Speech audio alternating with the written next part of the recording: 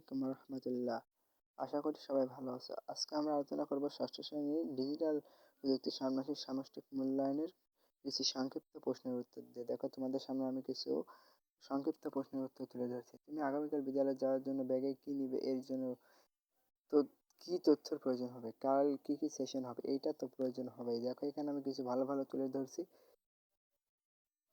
তথ্যের উৎসকে কয় ভাগ, এটা দুই ভাগে ভাগ করা যায়। এখানে দেখো আরো অনেক ভালোভাবে তুলে ধরছি। দেখো, যখন একজন মানুষ স্বয়ংক্রিয়ভাবে তোমাকে তথ্য দিচ্ছে, এটি কি ধরনের উৎস, মানবীয় উৎস। এখানে দেখো অনেক সুন্দর সুন্দর তুলে ধরছি।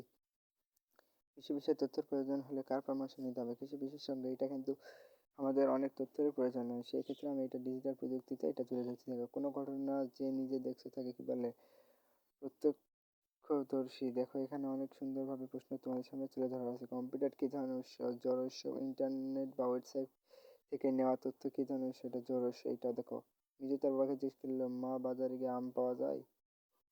দেখো, এখানে মানবীয় উৎস, এটা ইন্টারনেটে তথ্য খোঁজা আর কি, এটা সার্চ ইঞ্জিন, সবচেয়ে জনপ্রিয় সার্চ ইঞ্জিনটা গুগল, এটা আমরা সবাই আশা করি জানি। তথ্যের পাশাপাশি অনেক সময় কিসের ওয়েবসাইট চলে, এটা দেখো বিজ্ঞাপনের ওয়েবসাইট। যেহেতু আমরা তথ্যের পাশাপাশি দেখি অনেক বিজ্ঞাপন দেয়, যেমন আমরা টিভিতে দেখি। এখানে ষষ্ঠ শ্রেণীর প্রথম অধ্যায় দেখছি। দেখো, ডিজিটাল প্রযুক্তি কি।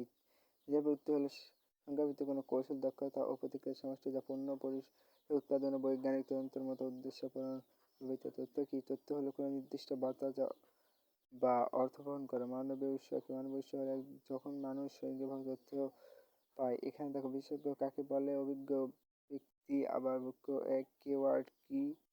দেখো, আমার ইন্টারনেটে কোনো কিছু খুঁজে বের করা সার্চ ইঞ্জিন, যা